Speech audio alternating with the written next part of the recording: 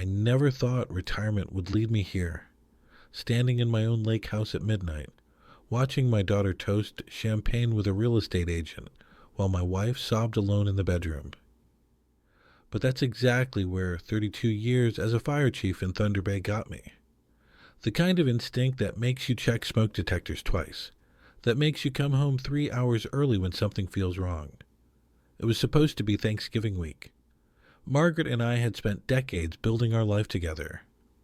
She taught second grade for 28 years, while I worked my way up from rookie firefighter to chief. When I finally retired at 60 last spring, we thought we'd earned our peace. The lake house wasn't much when we bought it 25 years ago, just a rundown cabin on Lake Superior, but I'd rebuilt it with my own hands. Every deck board, every window frame, Margaret planted the garden, chose every paint color. It was supposed to be where our grandchildren would learn to fish, where we'd grow old watching the sunset over the water. I'd driven up from Thunder Bay on Tuesday evening, 3 days before Thanksgiving. The department had canceled my retirement party at the last minute. Some budget meeting that couldn't be rescheduled. Fine by me. I hated being the center of attention anyway. Margaret had driven up Monday with our daughter Jessica and her husband Marcus, getting the place ready for the holiday. Our son Tyler was supposed to arrive Thursday with his wife and 2 kids. The drive took nearly 3 hours in the November darkness. I'd called Margaret twice, but got no answer. Not unusual. Cell service was spotty out there. But something gnawed at me. Call it 32 years of reading smoke patterns and knowing when a situation was about to flash over. I pulled into the gravel driveway around 10:30.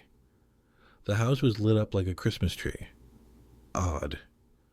Margaret usually went to bed by 9. I grabbed my overnight bag from the truck and walked toward the front door, my boots crunching on frost-covered gravel. That's when I heard it. Laughter, loud celebratory laughter coming from the back deck, and underneath it, fainter, the sound of someone crying. I didn't go through the front door. Fire chiefs learn to assess situations from multiple angles. I walked around the side of the house, staying in the shadows. The deck wrapped around the back, overlooking the lake. 3 figures stood there, silhouetted against the porch light. Jessica, 32, her dark hair catching the light. Marcus, her husband of 4 years, tall and gesturing wildly with a champagne glass, and a man I didn't recognize, older, wearing an expensive suit despite the hour. To the new Lake Superior Resort and Spa. Marcus's voice carried in the cold November air. This place is going to make us a fortune. Prime waterfront property. You can't beat it. Your parents really won't be a problem. That was the stranger sounding skeptical. My father's 60, Jessica said, and I heard something in her voice I'd never heard before. Coldness. They're both showing signs. Mom forgot to pay the utilities last month. Dad can't remember appointments. We've got documentation. The memory clinic appointment is set for Friday. Ice flooded my veins. Memory clinic? What the hell was she talking about? And the legal documents? The stranger pressed. All ready, Marcus said smoothly. Power of attorney for health and finances. Once the cognitive assessment comes back showing decline, it's just a formality. We become their legal guardians. They move into that nice assisted living facility in Thunder Bay. We develop the property. Everyone wins except them, the stranger said. They won't even know the difference in a few years, Jessica said and took a drink. This is for their own good. They shouldn't be living out here alone at their age. I'd run into burning buildings. I'd pulled people from car wrecks. I'd held the hands of dying colleagues, but nothing prepared me for hearing those words from my own daughter's mouth. I stepped onto the deck. Their age? I'm 60. Jessica, not 90. All 3 of them spun around. The champagne glasses froze in midair. Jessica's face went white. Dad, we weren't expecting you until Thursday.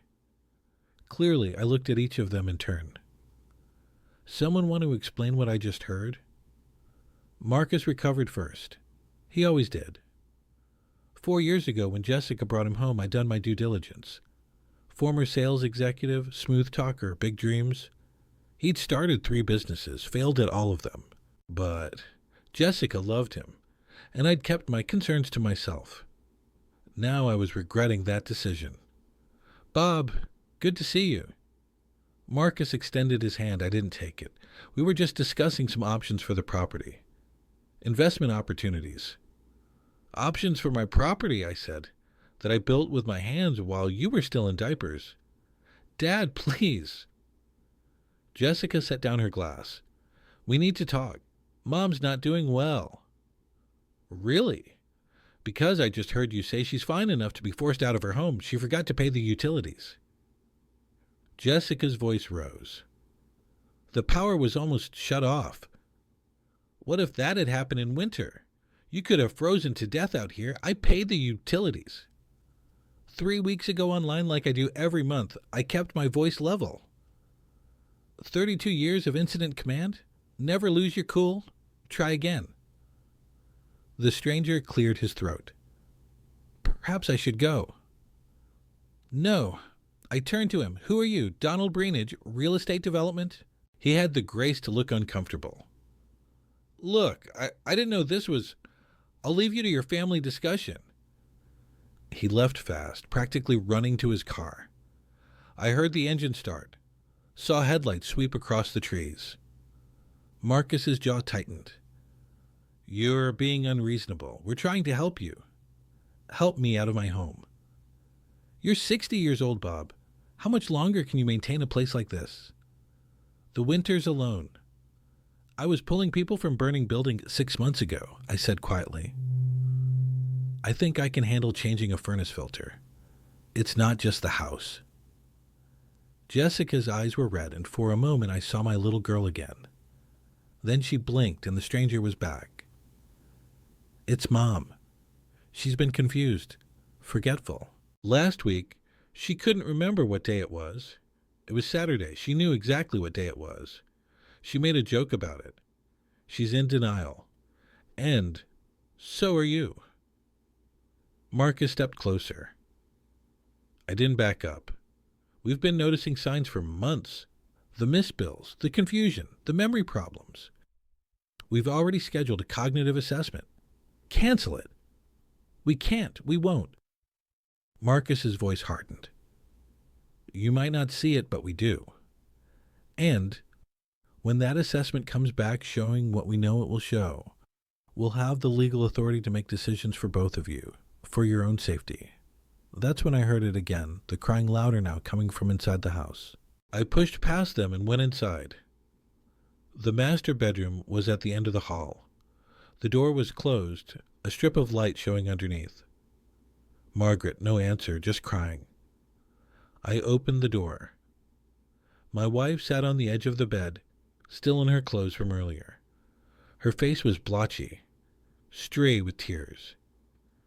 When she looked up at me, I saw something that made my chest tighten. Fear. "Bob, you're here? Why are you here?" "Party got canceled." "What's wrong, love? Why are you crying?" She stood up unsteady, and I was at her side immediately. I don't know what's happening." Jessica gave me some papers to sign. "Power of attorney," she said, "for our protection. But I read them, and they're not what she said. She wants control of everything. The house, our accounts, our medical decisions." And when I said no, she got angry. She said, "I'm not capable of understanding anymore, that I'm losing my mind." "You're not losing anything. How do you know?" Her voice broke. What if I am? What if she's right? I did forget what day it was last week, and I couldn't remember where I put my car keys yesterday. You made a joke about Saturday, and your car keys were in your coat pocket where you always put them. I held her shoulders. "Margaret, look at me. There's nothing wrong with you." Then why would Jessica say these things? That was the question, wasn't it? I helped Margaret sit back down, then walked to the bedroom door and locked it. I could hear voices in the living room, angry voices. Stay here, I told Margaret. I need to handle something. When I came back into the living room, Jessica and Marcus were huddled together, whispering. They broke apart when they saw me. She's not signing anything, I said. Dad, you're not thinking clearly. I'm thinking perfectly clearly. Clearer than I have in weeks, actually. I sat down in my armchair, the one I'd brought up from Thunder Bay when we retired. Let me guess. Marcus has financial problems. Probably gambling based on the tells I'm seeing. You're desperate. You looked at this property and saw dollar signs. So, you concocted a scheme to have us declared incompetent, take control of our assets, and sell everything out from under us. Marcus's face flushed red. That's ridiculous, is it? Because I just heard you planning exactly that on the deck. Lake Superior Resort and Spa. Nice touch. We're trying to save you from yourselves. Jessica's voice was shrill now. You're too old to be living out here. Too old to manage your own affairs. And if you can't see that, then maybe the assessment is exactly what you need. I felt something shift inside me. Some last hope that this was all a misunderstanding. Get out. Excuse me, get out of my house, both of you. Now Marcus laughed. Actually laughed. We're not going anywhere. In fact, we've got some documents for you to sign too. Transfer of property to family trust. Durable power of attorney. All standard stuff for someone your age. I'm 60 years old, Marcus. Not senile. That's not what the doctor's report says. He pulled a folder from his jacket. Memory issues, confusion, inappropriate decision-making, all signs of early cognitive decline. We've been documenting everything. What doctor? I haven't seen a doctor. Dr. Raymond Chen, elder care specialist. We consulted with him last month about your decline. I stood up slowly. Let me see that. He handed it over, confident. I read through it. Professional letterhead.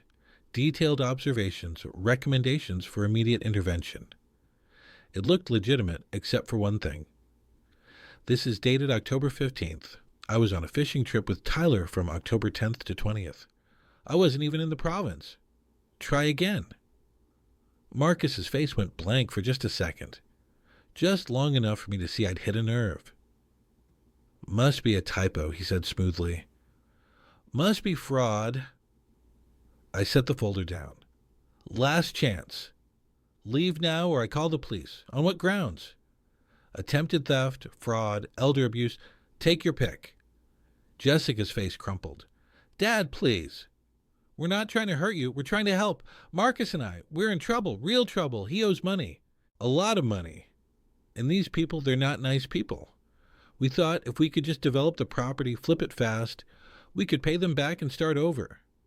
Nobody has to get hurt. There it was. The truth finally. So, you are going to steal your mother's home? I said quietly. The home we built together. The place where you learn to swim, where your children are supposed to learn to fish.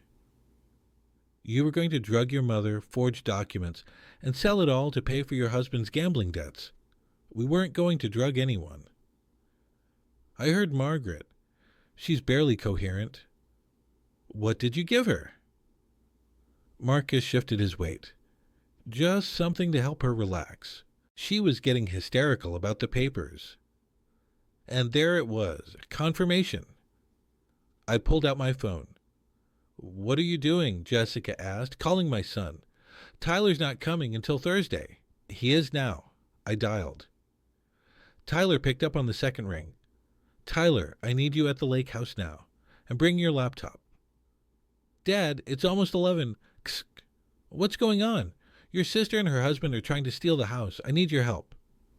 A pause. Then I'll be there in 2 hours. Don't let them touch anything. I hung up. Jessica was crying now, really crying. And for a moment I almost softened. Almost. Tyler's bringing evidence, I said, of everything you've done. And then we're going to the police. There's no evidence, Marcus said, but his voice wavered.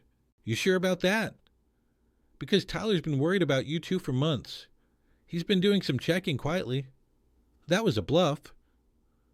But I watched Marcus's face and saw it land. He went pale. Dad, please, Jessica begged. If we don't pay back this money, they'll hurt Marcus. They've already made threats. His business partner, something happened to him. We're scared. Then you go to the police. You don't steal from your parents. We tried, they said, without proof of the threats. There's nothing they can do. And Marcus's partner won't talk. He's too afraid. I looked at my daughter. Really looked at her. When did she become this person? When did desperation twist her into someone who could drug her own mother? How much do you owe? I asked. $200,000, Marcus whispered. I sat back down. What? Casino that I had a system. It was supposed to work.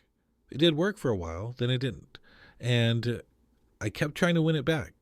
The people I borrowed from, they're not patient people. So you decided to solve your problem by destroying your wife's parents. We were going to put you in a nice facility, one of those retirement communities with activities and medical staff. And without asking us, without our consent, you were going to have us declared incompetent and lock us away so you could steal everything we've worked for. Margaret appeared in the doorway, then clutching the frame for support.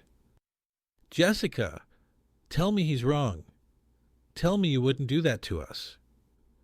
Jessica couldn't meet her mother's eyes. Oh, baby, Margaret whispered, and I heard her heart break. The next 2 hours crawled by. I made coffee, strong and black. Margaret sat at the kitchen table, silent tears running down her face. Jessica and Marcus huddled on the couch, whispering. I sat in my chair watching them both, my phone within reach. Marcus tried to leave once.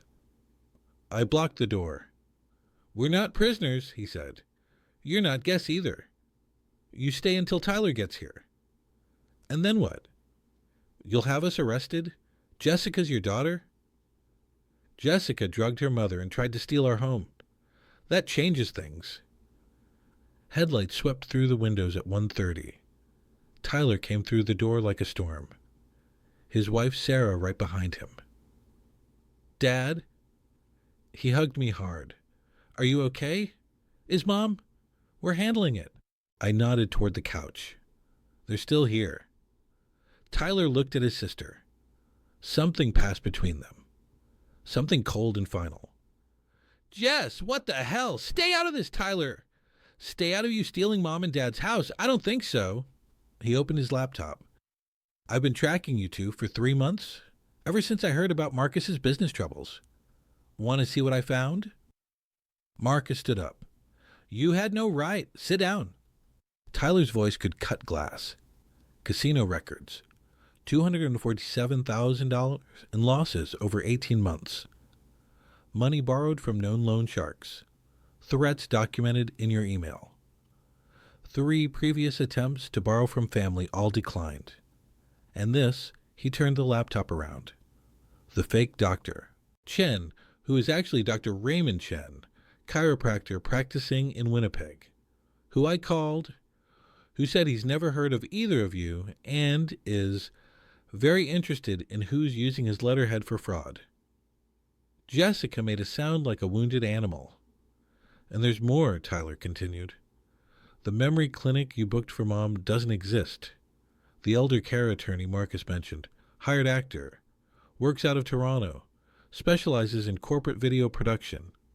I've got his contact info and the payment for Marcus's account. The incident reports about Mom's confusion. I pulled the actual utility bills. They've been paid on time for 3 years straight. And the power of attorney documents. I had a real lawyer look at them. They're not just aggressive. They're illegal in Ontario. Anyone signing them would effectively be signing away all their rights with no recourse. How did you get all this? Marcus demanded. I'm a database analyst for the provincial government. I know how to find information. Tyler closed the laptop and I know how to package it for the police. We were desperate, Jessica whispered. You were criminal, Tyler shot back. There's a difference. If Marcus was in danger, there were a dozen legal ways to handle it. You chose this. Tyler, please. Jessica stood up. He's my husband. I love him. I couldn't let anything happen to him. So you were going to let something happen to Mom and Dad instead? Silence. The kind that settles over a house when everyone realizes there's no way back from here. I stood up. I'm calling the police. Oh, wait. Marcus held up his hand. Just wait. What if we leave right now? We'll disappear. Go somewhere far away. You'll never hear from us again. And the people you owe? I asked. I'll figure something out. They'll come looking. Then I'll deal with it. Just don't call the police. Please. Jessica will lose her real estate license. She'll have a criminal record. Her life will be over. She should have thought of that before she drugged my wife. Margaret spoke then, her voice small and broken. What did you give me? Jessica looked at the floor. Sleeping pills ground up in your tea. You were so upset about the papers. And Marcus said, if you just slept for a while, we could forge my signature. Margaret finished. While I was unconscious, we wouldn't have had to. If you just listened to reason. Reason? Margaret stood up and I saw steel in her spine I hadn't seen in hours. Reasons would have been talking to us, asking for help, not drugging me and stealing our home. You're my daughter. I would have done anything to help you. Anything, but you didn't trust me enough to even ask. Jessica dissolved into tears. Real ones this time, not manipulative ones, but I was past caring. I picked up my phone and dialed 911. I need to report an attempted theft and elder abuse. Marcus lunged for me. Tyler intercepted him, wrestling him back onto the couch. Sarah pulled out her phone and started recording. Don't move, Tyler said. Sarah's got video now. Everything you do is evidence. The OP officer arrived 45 minutes later. Provincial police served this area based out of Nipigon. Officer Patricia Devo was in her 40s. No nonsense with the kind of eyes that had seen everything twice. She took statements from all of us separately, looked at Tyler's evidence, examined the fake documents, called in to her supervisor. By 4 a.m, Marcus was in handcuffs. Mr. Chen, you're under arrest for fraud, attempted theft, and administering a noxious substance. You have the right to remain silent. Jessica wasn't arrested.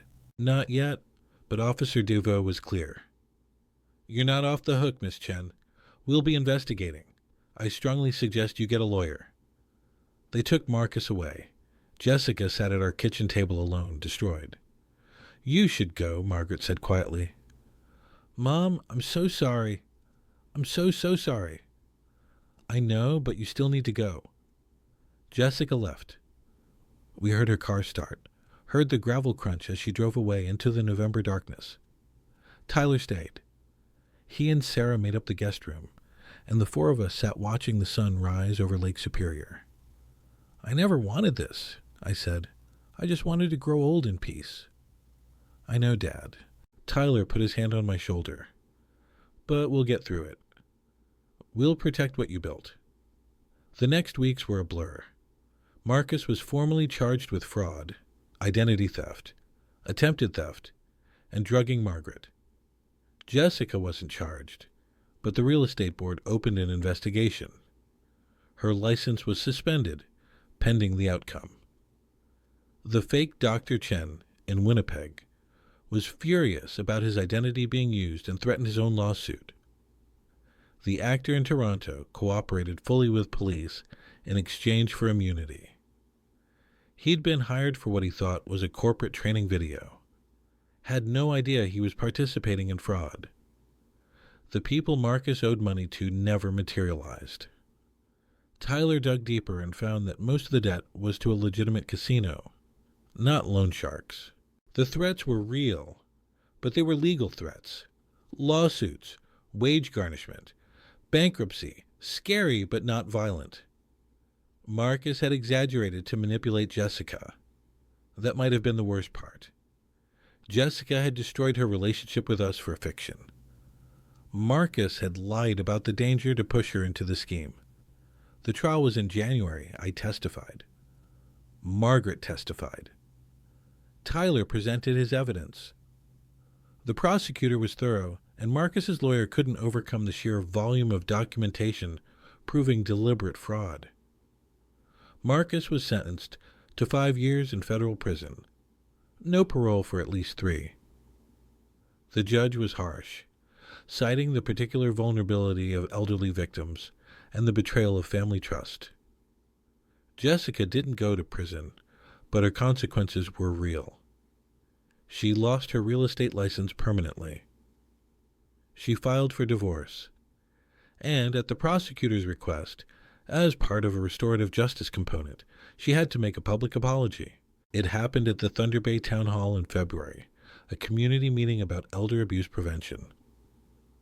Margaret and I sat in the front row. Jessica stood at the podium shaking. "My name is Jessica Harrison Chen," she began.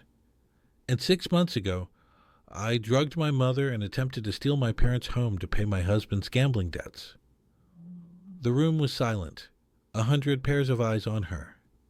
I told myself I was helping them, that they were too old, too confused, that they needed me to make decisions for them, but the truth is, I needed their home, I needed their money, and instead of asking for help like a decent person, I tried to destroy them. Her voice broke. My father is 60 years old. He served this community for 32 years as a firefighter-in-chief. He's pulled people from burning buildings, saved lives, and I treated him like he was incompetent. My mother taught second grade for 28 years. She shaped hundreds of children's lives, and I drugged her. Tears streamed down her face. I can't undo what I did. I can't take back the betrayal. But I can stand here and tell you that elder abuse doesn't just happen to strangers. It happens in families. It happens when people get desperate and make terrible choices, and it destroys everything. She looked directly at us. "Mom, Dad, I know you can't forgive me. I know I broke something that can't be fixed. I just want you to know that I see what I did. I understand what I destroyed, and I will spend the rest of my life trying to be better than the person I was that night." She stepped down. There was no applause, just silence. Heavy, judgmental silence. We didn't speak to her afterward. We went home to our apartment in Thunder Bay, the place we'd moved to for the winter. The lake house was winterized, waiting for spring. Margaret cried that night. Not for Jessica's pain, but for what we'd lost. "She was our daughter," Margaret whispered. "How did we not see it coming?" "We trusted her," I said. "That's not a failure. That's what parents do. Should we forgive her?" "I don't know. Maybe someday, but not today." Tyler and Sarah came for dinner twice a week. Their kids, 8 and 6, filled our apartment with noise and life. We taught them to play cards, read them stories, started planning summer at the lake house. In March, a letter arrived from Jessica. I held it for a long time, feeling the weight of it. "Aren't you going to open it?" Margaret asked. I looked at my wife. She'd aged in the months since that November night we both had. But she was still my Margaret. Still the woman I'd built a life with. "No," I said, "not today, maybe not ever." That weekend, Tyler drove us back up to the lake house. The ice was starting to break up on Lake Superior. Spring was coming. We walked out onto the deck I'd built. The deck where I'd heard my daughter plot against us. "We could sell," Margaret said quietly. "Start fresh somewhere else." "No." I put my arm around her. "We built this with love and work and time. No one takes that from us. Not Jessica, not Marcus. No one." Tyler came out with his kids. They were bundled up against the March wind, excited to explore. "Can we go down to the beach, Grandpa?" my granddaughter asked. "Yes, you can. Stay where I can see you." They ran off laughing. Tyler stayed with us on the deck.